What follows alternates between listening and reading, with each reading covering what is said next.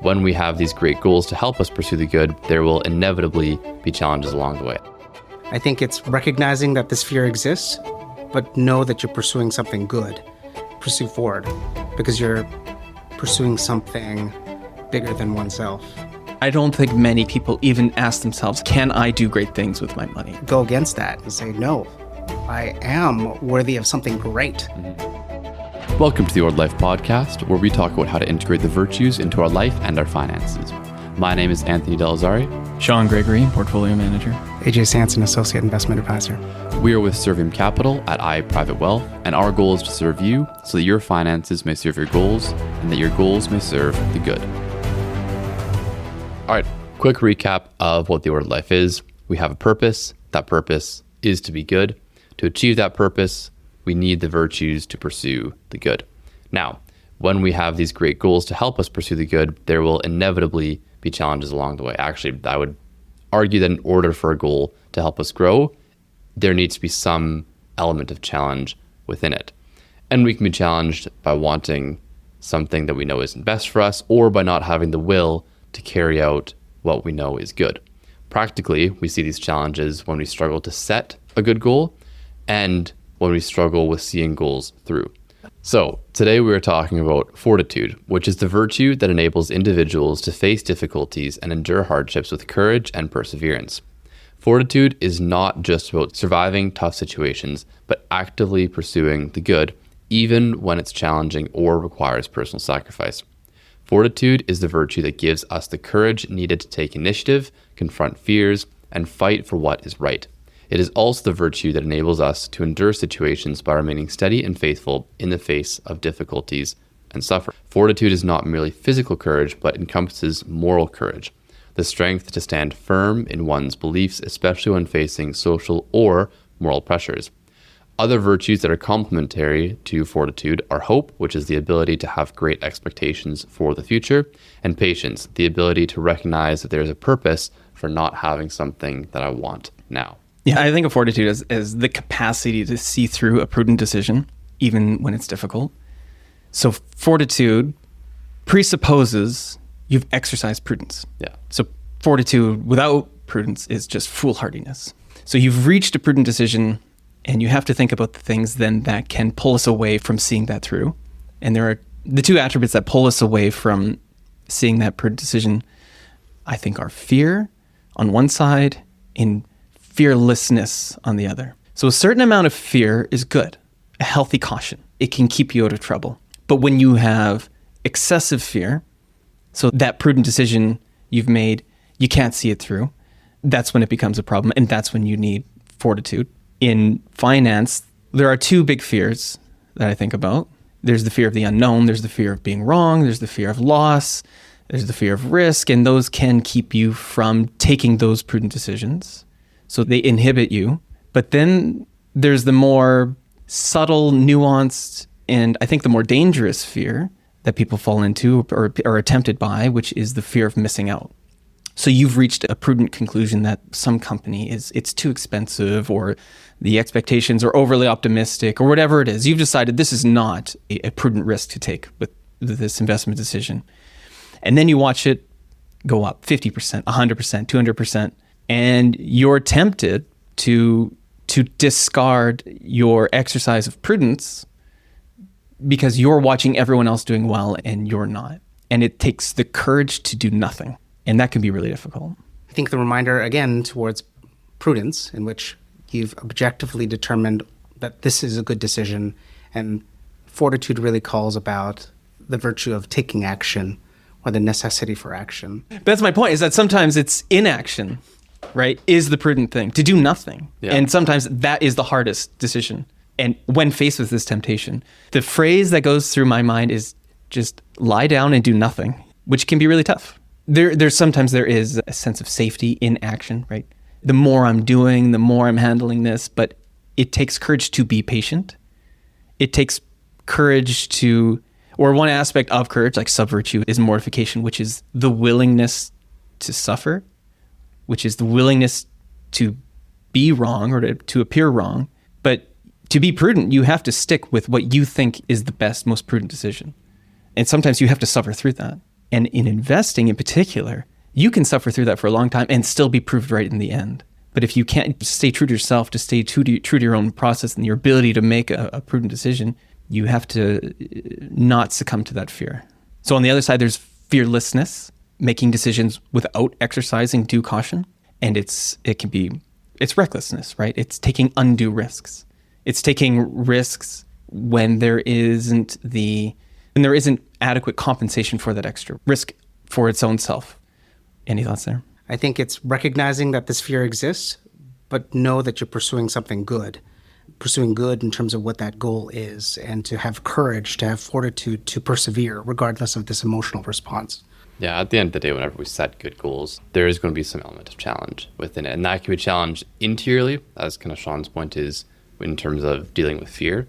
But there can also be exterior goals, which is things that happen that are beyond our control that we just have to respond to. Or we can have an interior fear of missing out. We can have an interior fearlessness of just wanting to do to satiate this desire of, I feel like I need to do something in order to achieve my goals. But sometimes it is just as simple as being patient and seeing it through. For me, like the easiest example that comes to mind is if you want to be the best version of yourself, sleeps are probably going to be pretty crucial to that. And it's the simplest thing because it's just sleeping. It is literally like your body is doing nothing, but it's challenging. If you're getting 6 hours sleep a night and your body needs 7 or 8, ideally, it's a challenge and it requires fortitude to get yourself to bed on time, even though there's so much else that you'd love to do. It is that ability to do nothing and just have the humility to say, yeah, this is something that I can do. Yeah, when you talk about the ability to see through a goal, I think there are many times we've determined that some goal is important to us and we're working towards it and something comes up along the way. We get sidetracked. We're trying to save up for some particular thing and then these unexpected expenses come out. There's the temptation to abandon the goal, but it's fortitude that gives us the perseverance to continue to see it through, even when it's challenging, even when it's difficult, even if that means, there are these other things that I thought were important. I'm going to have to put those aside because of these unforeseen expenses if I'm still going to meet this goal. And it can be easy to abandon those goals, those objectives when it becomes difficult. I think it's also a neat opportunity to look forward to these challenges, knowing that fear will arise, but knowing that you have to persevere. It's a welcoming of this challenge and knowing that you recognize this fear, but still choose to pursue forward because you're pursuing something bigger than oneself. I think of some goals of which typically it's revolved around provision for your family, which, no, this is not for myself, this is for my family and an enduring legacy, and so I need to make a hard decision. Yeah, but it's interesting because in that recognition of, hey, this is a difficult decision, you're taking up those words like, I am strong when I'm weak, which means like I'm able to exercise and grow when I recognize that there's an area for me to exercise and grow in, right? I'm able to become stronger when I realize I have this weakness, when I realize that I have this challenge. Because what is a challenge if not an exposed weakness? In the investment context, where I most commonly see the need for perseverance is you've developed a financial plan and the time frame is looking at the next 10, 20, 30, 50 years even. And you have an investment plan to go along with that. And it's well reasoned, it's well thought out, and you implement it and something in the world happens early on where you're tempted to abandon those goals and that plan, which it's easy to do when you are first faced with a lack of success, a lack of progress. This is timing risk, right? The fact that we don't know the distribution of returns ahead of time. You could get all your good years at the end or all your good years up front. But when you get the bad years up front, that's when you are tempted away from that prudent path and where you have to rely on your ability to persevere, to have the fortitude, to stick with it. And then the temptation there is the sequence of returns didn't plan as a positive, in the positive intended way. And there's, you know what, I'm just going to, that would sound like a great idea. Let's abandon it. Let's pursue something easy, because the pursuit of something, again, that requires fortitude is going to be tough. And so there needs to be this resiliency of recognizing this is tough, but this is going to make me stronger, is what you had mentioned earlier, Anthony. So I think it's good to consider that this path may not always be easy, and you need to persevere. And I think the antidote to that is knowledge ahead of time, and especially in the financial planning and investment context, that there will be down years, that there will be unforeseen circumstances that can knock you off the path. And to have that willingness to see it through ahead of time arms you appropriately to see it through when it does come up. Because if you're totally blindsided by it, then you have nothing to fall back on. It's easy to overreact and succumb to that fear that pulls you away from it. I guess would the other part of Fortitude be saying, hey, we had these really good returns at the start, and maybe instead of bad returns, we had really good returns. Do I need to take as much risk, as much as I want to be able to take more risk, or I want to be able to have higher returns? Like, is there room for the prudent thing to do might actually be to lessen the amount of risk and exposure that I have? Is that a Fortitude thing, or is that a different? I think it's a prudent thing to revisit the plan. Yeah. And it constantly needs to be reevaluated. But there are so many other factors that go into it. It's not just that we had good returns. It's also, you have to take into account, if I look forward, then, and based on whatever factors, the economic cycle, the business cycle, that I think the likelihood of further good returns in the future is lower. And I'm going to exercise a due amount of caution.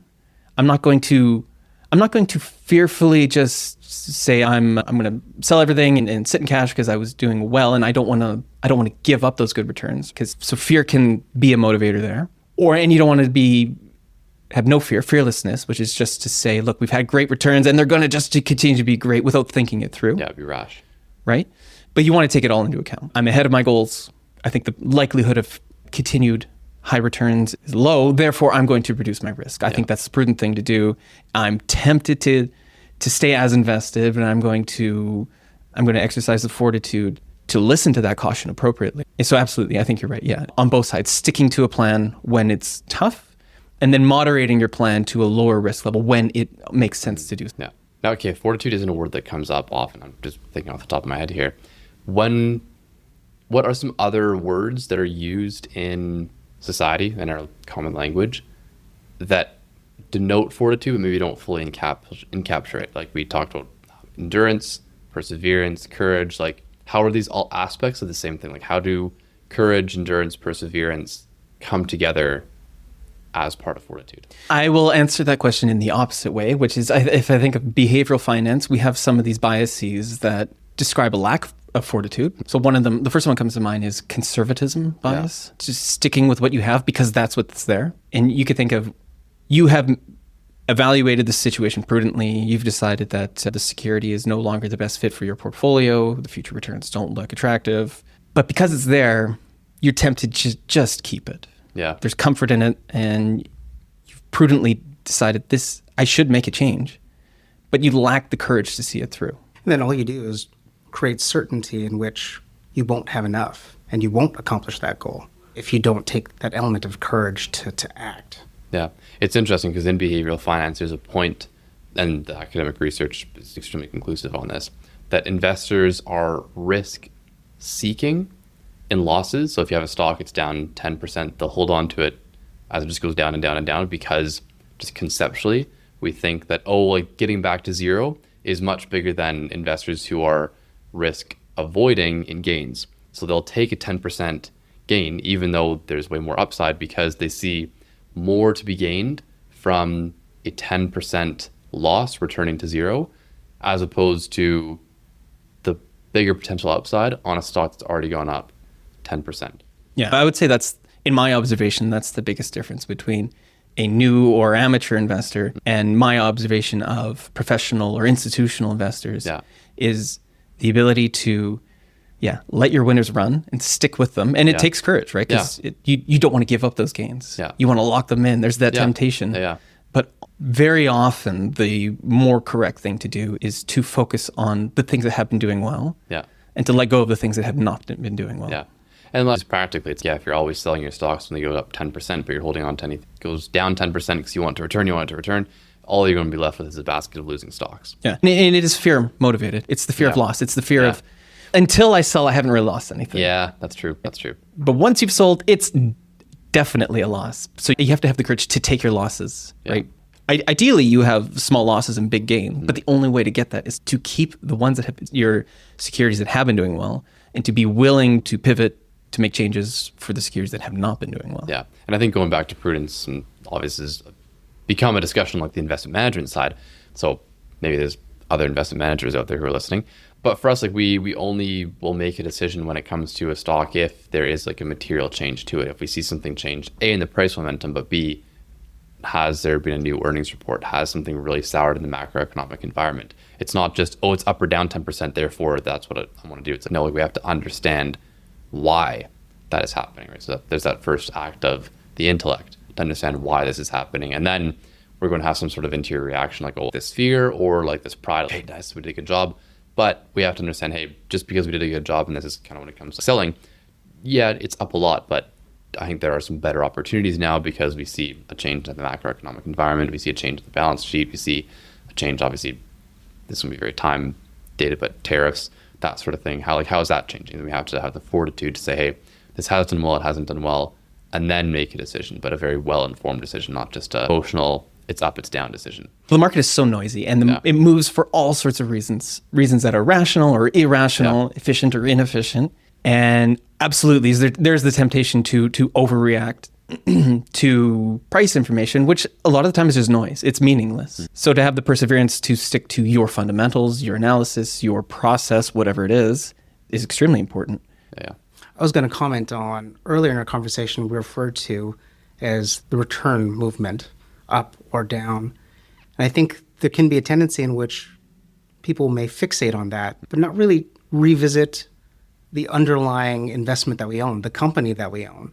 Is it still a good company? Yeah.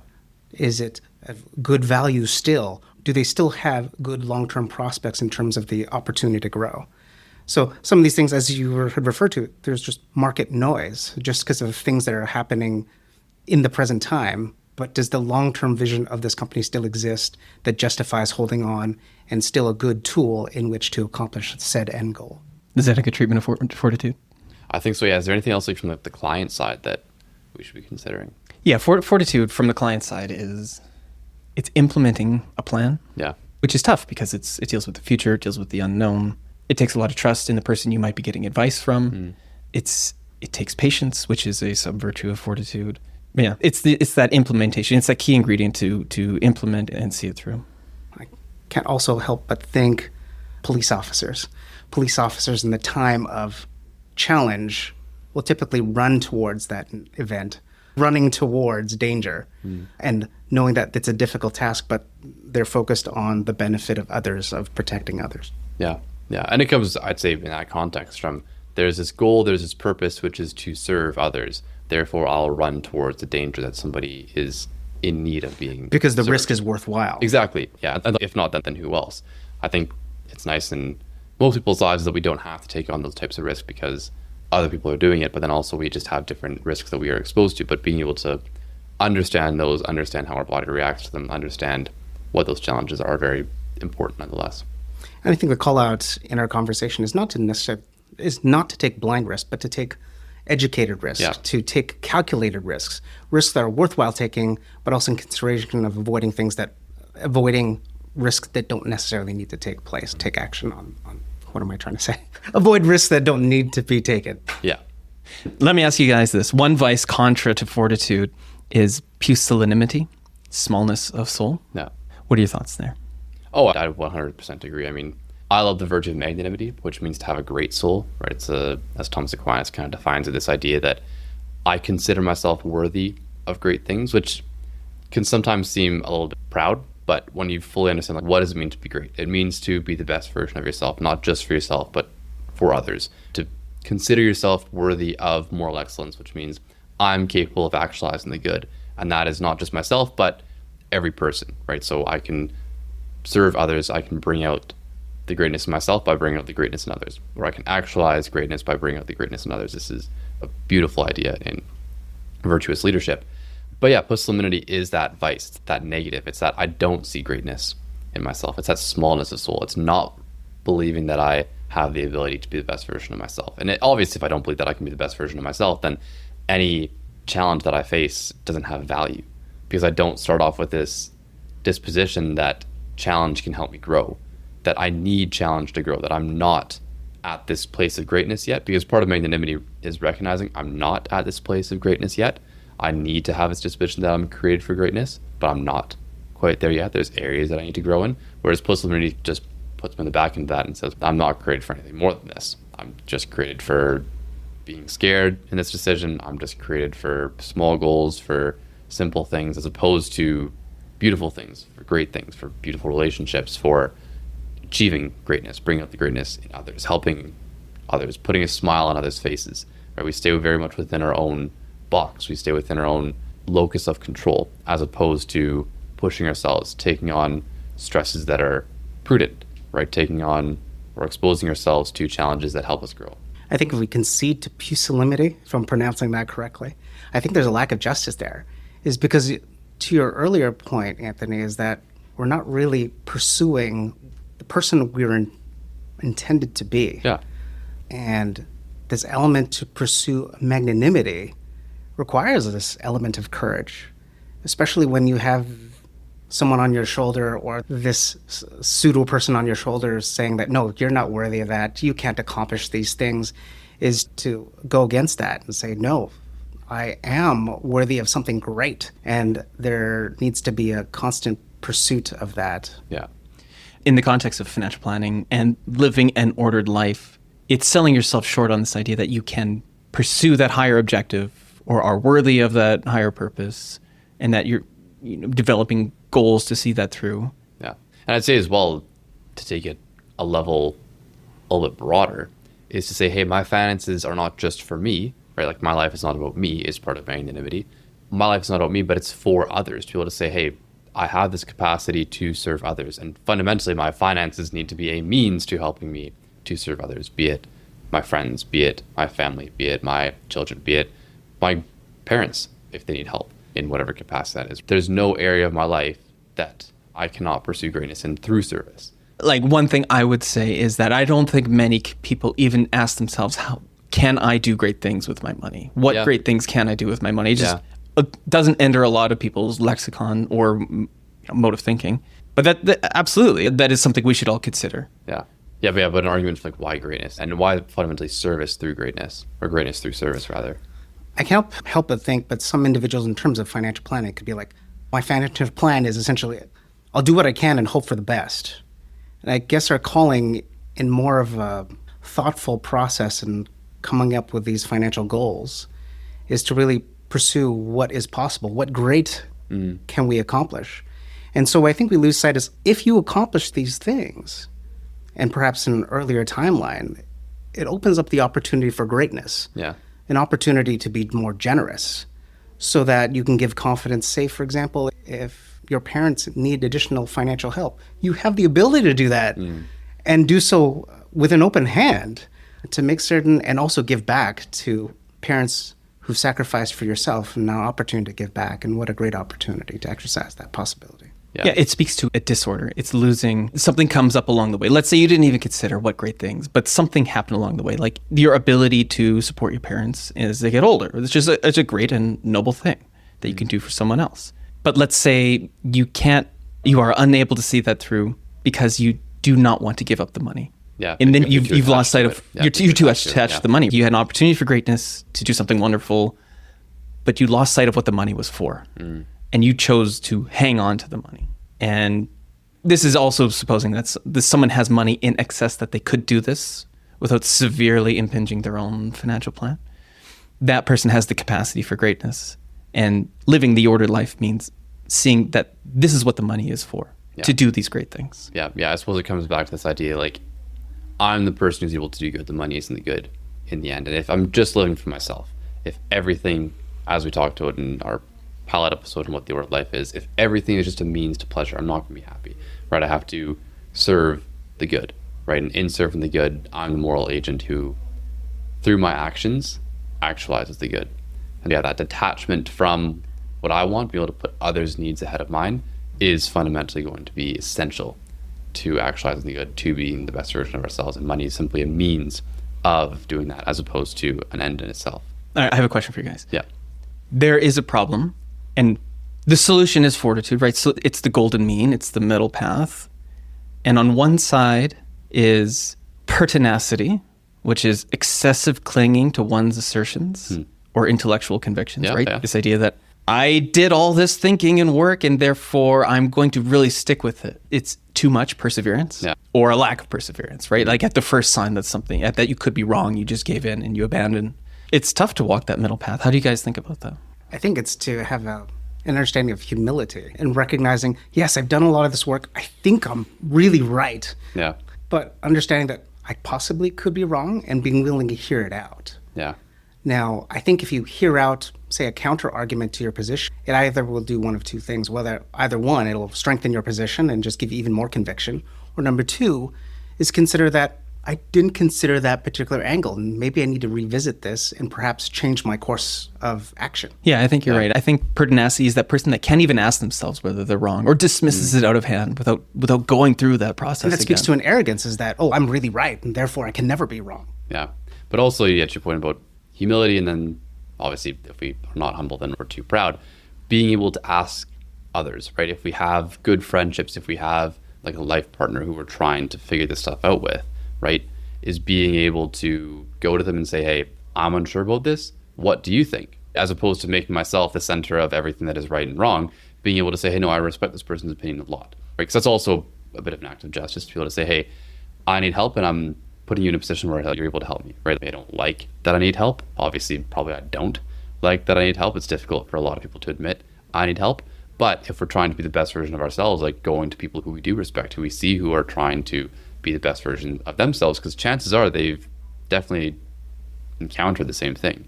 When we encounter struggles, it's not just for us to be able to grow as individuals, but fundamentally we're social beings, right? We're also going to be able to help others, be it our family, be it our friends. And I think that's one of the marks of true friendship, is that you're able to have conversations like the one that we're having right now, but then also for other people to be able to say, hey, I know, like, I'm struggling in this area. Oh, I also struggle in that area. And then that friendship becomes not just something of, we both enjoy being around each other, but then no, like we really try and strive to help each other be the best version of ourselves. And I like the point you're saying about going back and taking in others' opinions.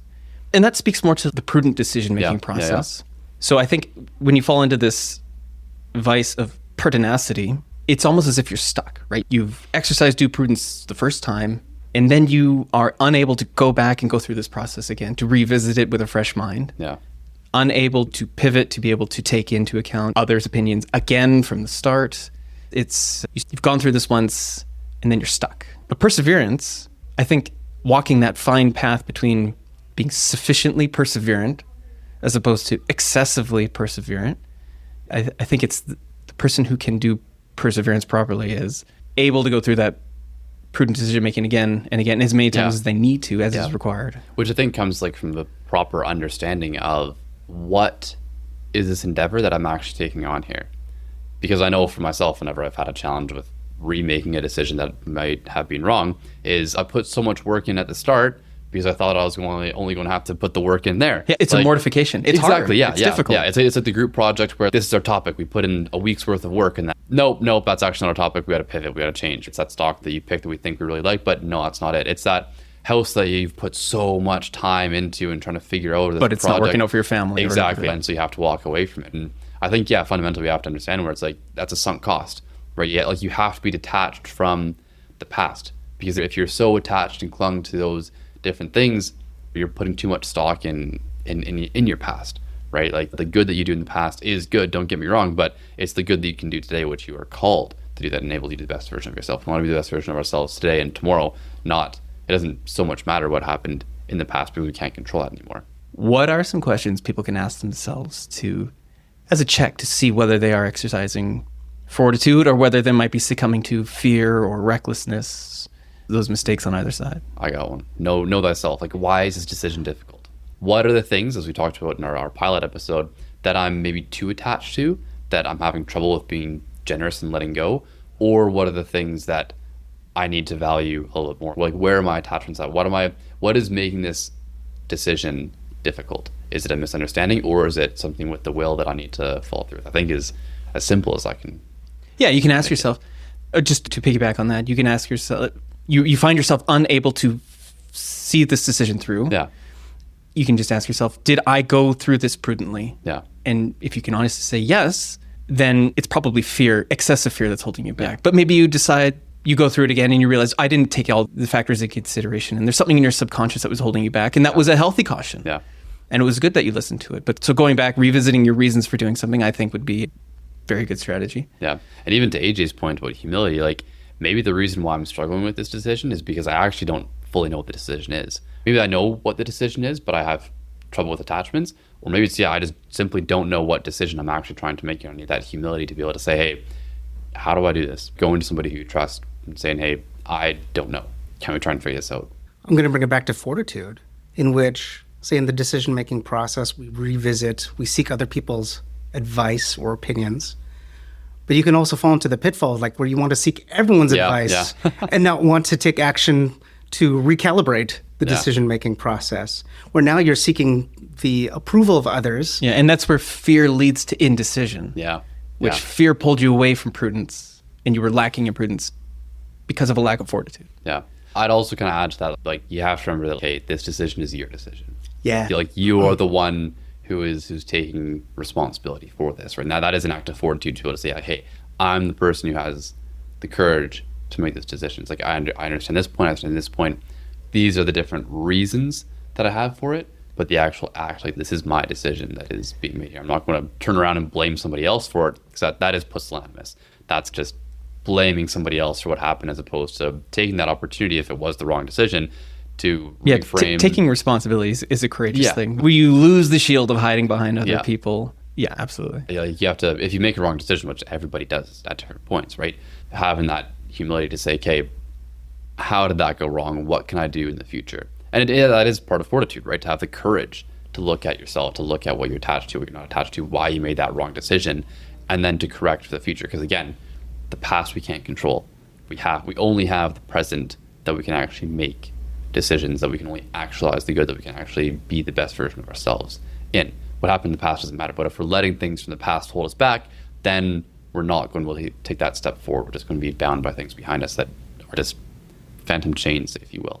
I think it's almost a little harder to find the fortitude in those situations where you should do nothing, like in the investment context, that to resist that fear of missing out. And the only thing I can think of to combat that is, usually we know deep down what we're doing is not the prudent decision. And it's the ability to listen to that voice when maybe it's whispering in the background, in the back of your mind, to second guess your own motivations for doing things, and just to be aware that is a temptation that can happen when you are pulled into doing something for the wrong reasons. Yeah, so I think, Sean, your point really speaks about the universality of virtues. In that, there's this universe of virtues, there's these different things that we have, but they cover every aspect of human life at every point of the human life.